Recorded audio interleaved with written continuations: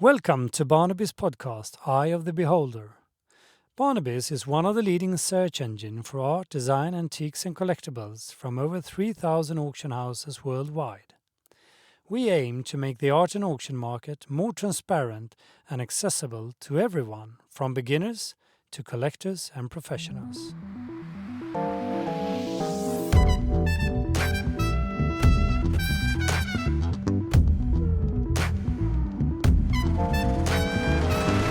Val Hammond, expert in dealing with antiquities and vintage jewellery. Welcome to Barnaby's podcast. My pleasure to be here. You were hired as an expert for Nightmare Alley by Guillermo del Toro to provide vintage jewellery and accessories for the set. How did you get the job? Well, actually, it was very interesting. We were taking part in a vintage and an antique show in Ottawa, Ontario. And some of their costume designer assistants came through the show to source pieces for the movie. And one of them stopped by our booth and had a look at some of the pieces and asked me some questions about various pieces that were in the showcases. And I took the time to explain to her where they were made, the era they were from, the components, all of the information I could give her. And she handed me a business card and said, okay, I'm a costume designer working with Luis Sequeira, who is the lead costume designer for Nightmare Alley. He worked with Guillermo del Toro on Pan's Labyrinth and The Shape of Water, which of course was an Academy Award-winning film. And a few months later, they got back in touch and said, yes, we'd love to see what you can do for us with the movie. So that's how it happened. Fantastic. And how is it to get a glimpse of the Hollywood life and some of the most famous movie stars of our time, such as Bradley Cooper, Kate Blanchett, Rooney Mara, and Willem Dafoe, that is in the characters in the movie? Yes, I wish we had been able to meet with them, but unfortunately, COVID stopped that. They were filming in Toronto, and we went actually November 18th, 2019. We went down to the costume design studio and met with Luis Sequeira, who is the costume designer, and Anne Steele, his assistant. And my husband, William, and I set up virtually an entire show booth for them in the design studio with all of the jewelry that we thought would fit the era and the mood of that film. And we worked with them for the day, selecting pieces for the stars and the supporting cast. I'd really hoped to be able to put cufflinks on Bradley Cooper, but unfortunately it didn't happen. I can imagine. But that was because of COVID. You couldn't put the jewelers on them. Yeah, they were all sent back to the States. Everybody was, everything shut down. Filming stopped. Everyone went back to Los Angeles, and everything was just curtailed completely. You worked alongside Luis Sequeira, you said, the costume Yes. designer of the movie Nightmare Alley. Yeah. Tell us a little bit about your experience and in what measure your expertise was needed to accessorize those costumes and make them come to life. Well, the wonderful thing with Luis is that he has this vision of exactly what a specific scene or even part of a scene should be. So he knew basically what he was looking for. And I like to say that the costumes that he builds, because they refer to it as building rather than designing, because it goes from the ground up when they're putting a costume together. It's a lot more intricate than we would imagine. And that to me is the main course. And our jewelry were the condiments, the salt and pepper, the things that brought them a little bit brighter or a little bit darker or changed the mood of a scene slightly, because in some of that movie, which was film noir, it was a very dark film. And so the jewelry wasn't like Bridgerton or Downton Abbey with big, beautiful, big sparkly pieces. It was very subdued. So we had to find pieces that were specific to the actual mood of each scene. I can imagine. But when working on a period piece like this, everything from customs to decor and props has to be carefully considered to be better represents the time of the story, I guess. In this case, was the 1940s. But what was the amount of research going into choosing the right pieces for this movie? I mean, you talked about the stand you had, but I guess you also picked some nice pieces from the era, or? Yes. Yeah. Well, our vintage jewelry that we sell ranges in age from 1900 to 1970, basically. Nothing. So it's all vintage. And the majority of it, I would say, is 1920s to 1960s. And we had 12 showcases plus two 8-foot tables full, thousands of pieces of jewelry for them to choose from.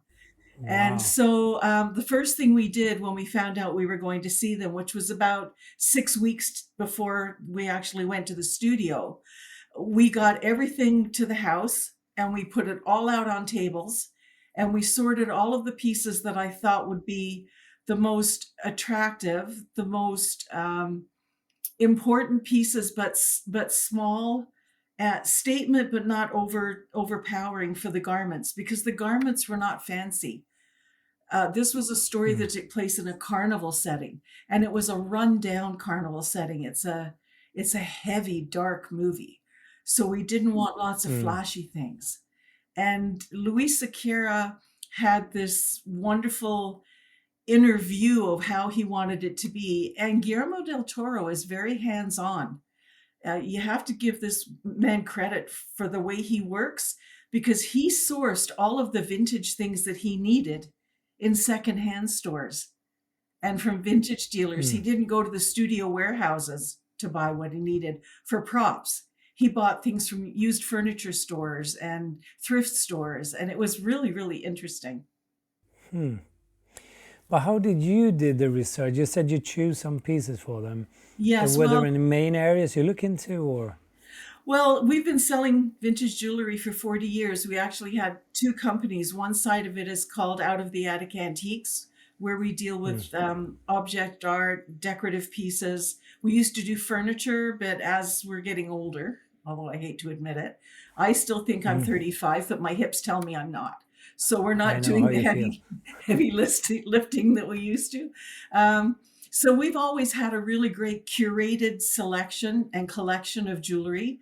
So I went through and picked all of the 1920s to 1940s brooches, earrings, clip on pierced earrings, necklaces, bracelets, bangles, Art Deco looking pieces, and things that were unusual and unique, so that they weren't the kind of things that the moviegoers would be wearing when they went to see the Mm. film. This film was coming to cinemas during the 2021, I think it was. Mhm. Uh, it is, as you said, a neo-noir psychological thriller, Mhm. but it's based on a novel from 1946 with the Mhm. same name by William Lindsay Gresham. Yes. Did you read the book before choosing the Yes, and pieces to get inspiration? also watch the original film to get a sense of the feeling. Yeah. Guillermo's take on it was slightly darker. He loves the macabre. He likes the shock value of what he Mm. does, and so it was a little bit more of a challenge to find the pieces that would be exactly right. But his design team, Luis and Anne, and the design team, when we went down, the costumes were already being manufactured. They were already being sewn. And so we were able to see the bolts of fabric, the colors that they were using. I don't know, have you seen the movie?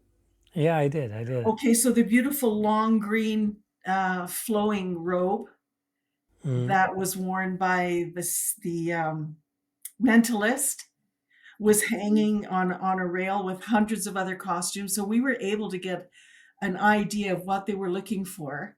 No blue, nothing blue, nothing sterling silver, and nothing with fur. Mm. So we then had to hone down a lot of what we had selected, thinking these pieces would be ideal. But Guillermo didn't want anything blue in the movie. And I think that possibly was because the skies in that film were always dark and ominous. So blue skies, blue oceans tend to give a feeling of a little bit of lightness. So it was more powerful pieces, pearls, simple gold brooches, accent things that you sort of got glimpses of in the nightclub scene. but nothing that you would look at that took your attention away from the actual story and the characters. But this might be a secret. But where do you find the dresses and the jewelries and items, well, that you collect and that we see in the movie?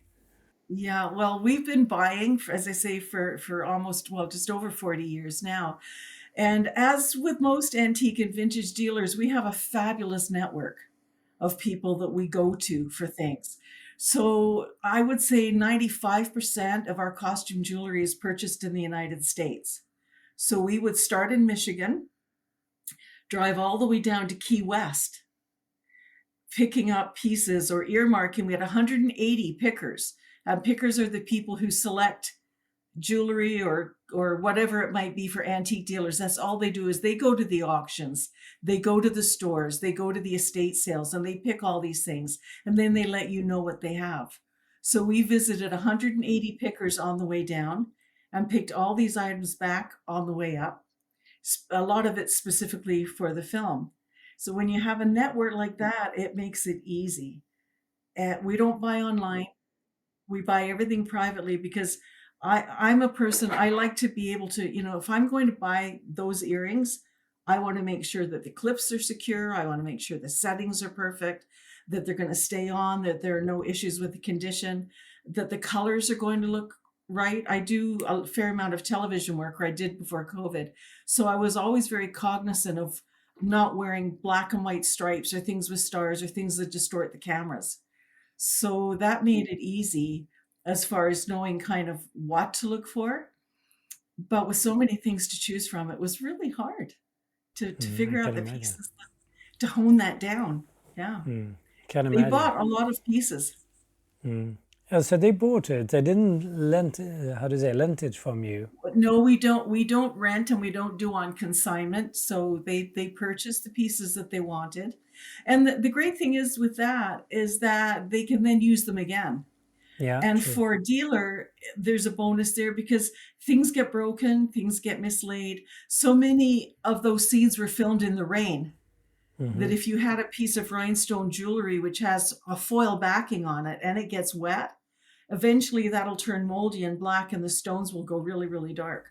So you run the risk when you rent things of having them come back to you looking all right when you come back to you, but a year later they're discolored and you can't do anything with them.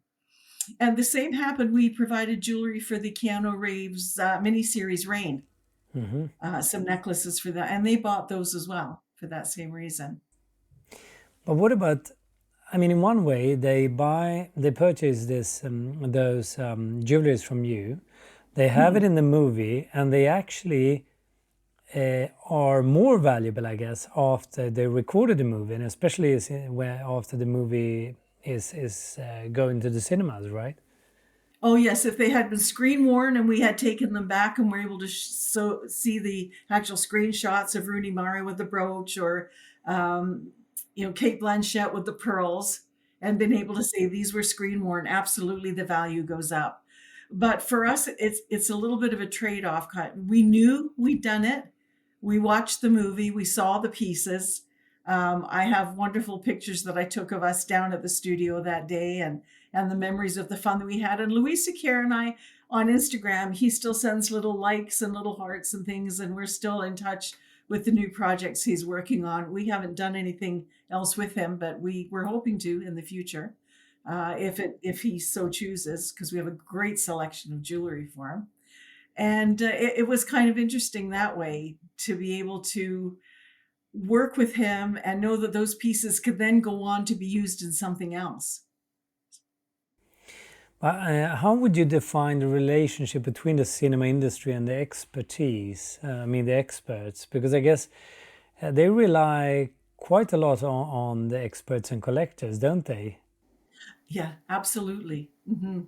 And not all of the directors are as hand-on as Guillermo del Toro is, who came to Toronto. And as I said, he scoured the vintage stores in downtown Toronto, and he sent his people out to the various venues, show venues, looking for specific things that he wanted, including the baby in the bottle, which he found in a vintage store, the little Hmm. creepy Yeah, critter. yeah, yeah, yeah. Yeah, which he kept, I Wow. understand, at the end of Yeah, the movie. I Yeah. can imagine Um, actually. so yeah, he knows what he wants, and the costume designers and the set designers know what they want. And they're experts. When we were working together at the studio that day, I was suggesting pieces, perhaps this for a jacket, perhaps that under an open neck shirt.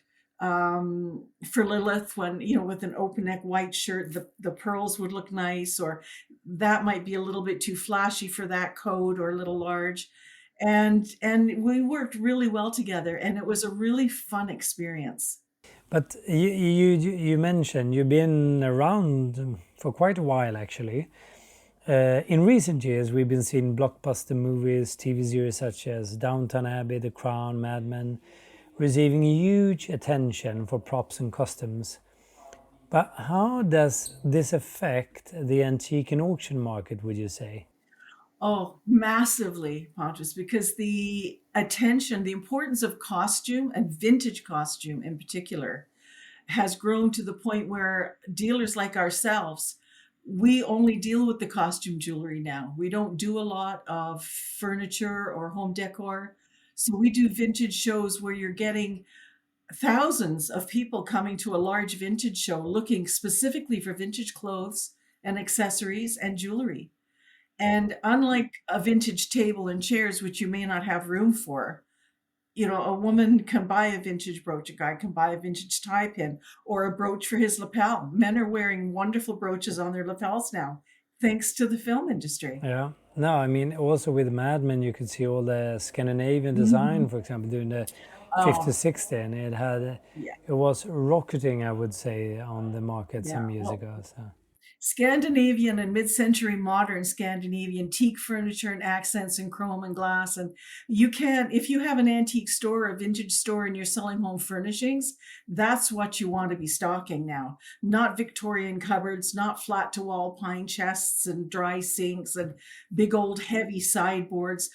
People's homes are smaller. yeah. Condo living has taken over from for a lot of people. And as I've said in a couple of the articles that I've written for Barnaby's, people don't dine formally anymore. Most of us eat standing up out of a plastic bowl at the microwave. So you Yeah. don't need a formal table and 8 dining chairs and silverware and a 28 setting place setting dining room Yeah. and crockery. You just need something you can put on the table and eat out of. And vintage is the way to go.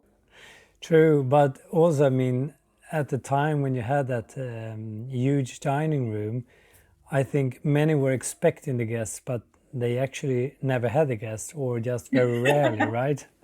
Yeah. So, Yeah, it's too true. Yeah. to, but anyway, hearing about this kind of experience make us understand how important it is to preserve objects from the past. Also, what Oh, made absolutely.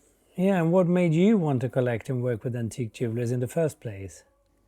Well, I was lucky because, as I said, growing up in England, I had family who were jewelry dealers in Bond Street and in Hatton Garden, fine jewelry, diamonds, and I had an uncle who was not only a world famous musician, but also was an art dealer.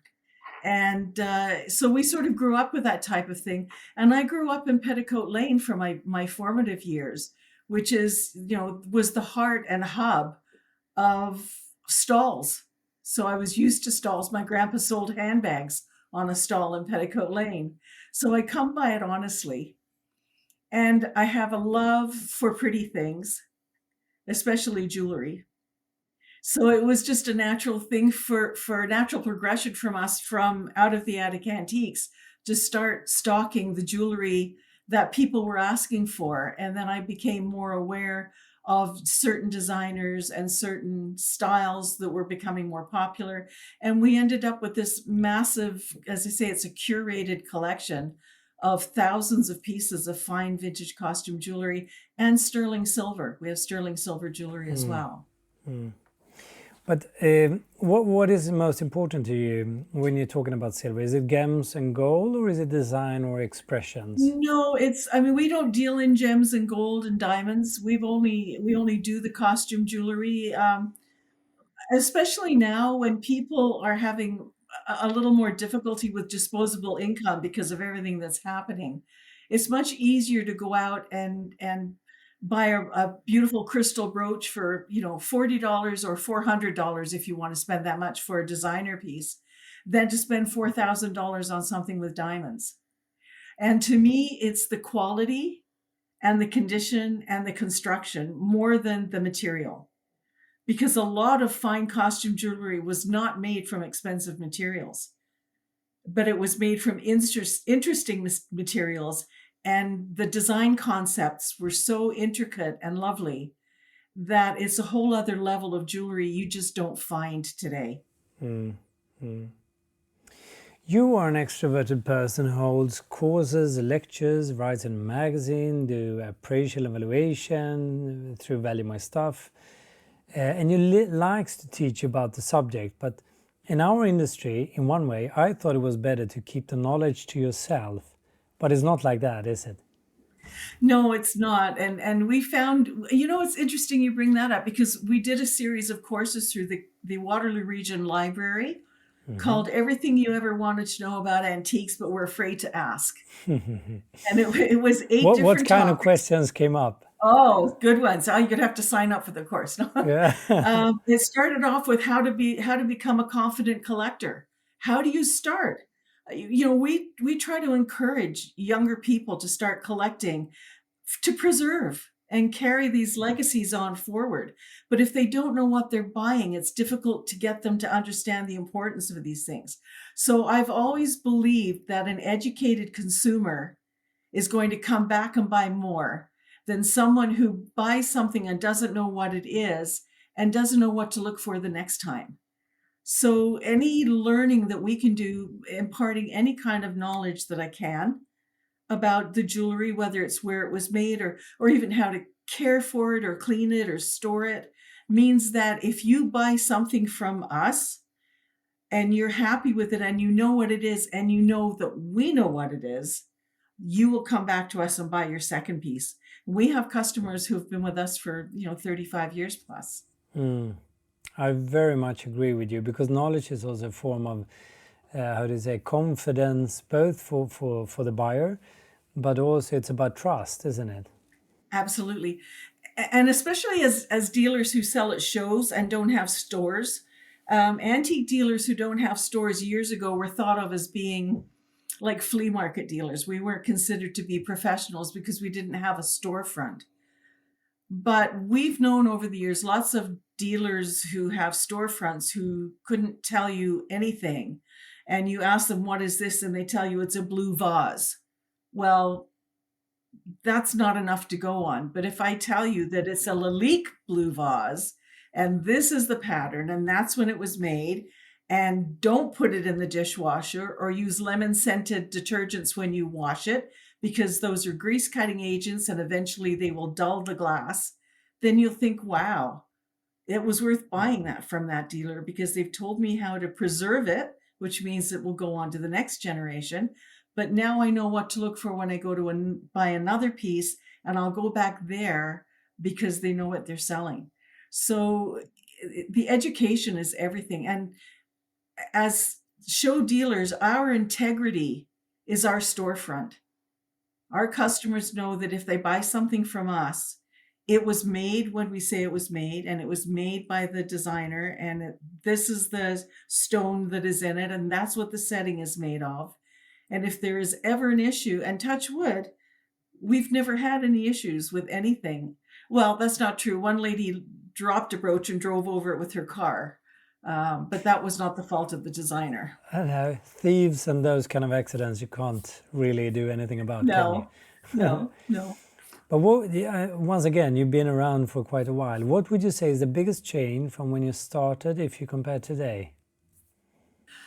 I would say the transition from antique collecting to vintage collecting has been the biggest change we've seen in our industry. And I call it an industry because there are so many thousands of antique and vintage dealers. So, back in the 80s, early 80s and late 70s, it was all about rustic, primitive, cherry pitters, apple peelers, washboards, country furniture, country kitchen style. And then it went to colonial with wagon wheels and split rail fences and big old pine tables. And now people are looking for the beautiful Scandinavian teak and pole lamps and a less is more approach, which has fine tuned things. Everything old is new again. True. Even if I Yeah. always say the pendulum will, what do you say?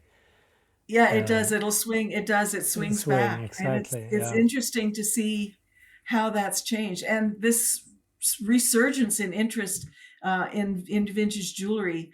All of the television presenters wear brooches. All of the stars are wearing vintage necklaces. Television programs like Downton Abbey and Bridgerton, which I don't know if you've seen any of those episodes, but their jewelry. I mean, the necklaces you need the shoulders of a quarterback to carry some of those. But that's the type of thing that people want now. And it's fun. Costume jewelry should be fun. So you don't have to worry about losing a Tiffany brooch when you're dancing, and the vintage jewelry is made so well that it's not going to fall off while you're dancing. True. So the film Nightmare Alley is about the story from the 1940s. Which is the best period when it comes to jewelry according to you? Oh my goodness. Well, Art Deco for certain. The Art Deco period, because the designs were so ultra elegant. And a lot of the old films that are very popular now on some of the streaming services, where you see people like Joan Fontaine and Joan Crawford and Betty Davis wearing beautiful brooches, even in black and white, you can get the substance and the power of those pieces and that retro, that wonderful look. And then the 1980s, when we had the more contemporary designers, like designers who've been around for a while but have changed their style. So Oscar de la Renta, for example, who makes some of the most amazing large bib necklaces, like statement runway pieces.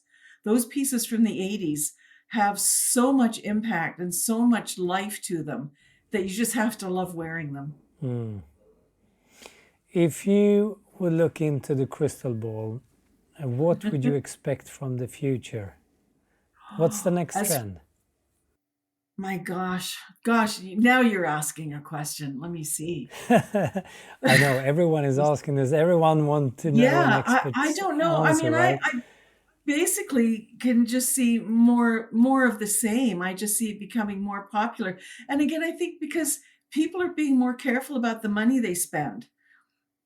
So vintage is a really great alternative to going into a jewelry store.